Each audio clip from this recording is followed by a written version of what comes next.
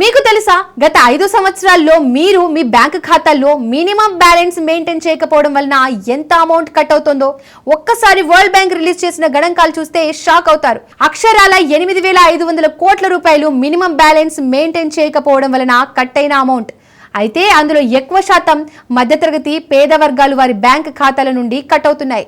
భారతదేశంలోని ప్రధాన బ్యాంకులు, ముఖ్యంగా పబ్లిక్ అండ్ ప్రైవేట్ సెక్టర్ బ్యాంకులు ఖాతాదారుల నుండి గత 5 ఏళ్లలో 8,500 కోట్లకు పైగా మినిమం బ్యాలెన్స్ జరిమానా వసూలు చేశారు.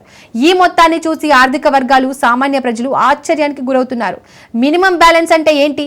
ఒకసారి సేవింగ్స్ ఖాతా తెరిచిన తర్వాత బ్యాంకు నిర్ధారించిన కనీస నిల్వను ఖాతాలో ఉంచాలి. ఉదాహరణకు మెట్రో సిటీలలో 5,000 లేదా 10,000 ఉండాలి. స్మాల్ టైర్ సిటీల్లో 2,000 నుండి 3,000 వరకు ఉండాలి. అలాంటప్పుడు ఖాతాల్లో ఈ మొత్తానికి తక్కువగా ఉన్న ప్రతిసారి జరిమానా విధిస్తారు.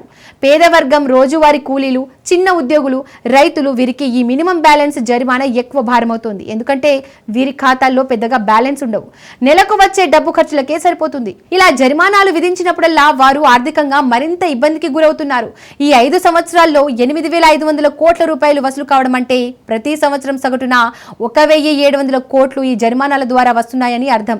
ముఖ్యంగా ఎస్బీఐ, ఐసిఐసిఐ, హెచ్డిఎఫ్సి, యాక్సిస్ వంటి పెద్ద బ్యాంకులు ఈ విధంగా జరిమానాలు ఎక్కువగా వసూలు చేస్తున్నట్లు ఆర్టీఐల ద్వారా, ఆర్థిక విశ్లేషణల ద్వారా బయటపడింది. బ్యాంకులు సేవలపై కాకుండా జరిమానాలపై ఆధారపడుతున్నట్టే ఉందని విశ్లేషకులు అంటున్నారు. బ్యాంకింగ్ నిర్ణయాలు అందరికీ అందుబాటులో ఉండే విధంగా ఉండాలి, కానీ అలాంటివి ఆర్థిక భద్రత కోసం వచ్చిన వారికి కూడా సమస్యలుగా మారుతున్నాయి.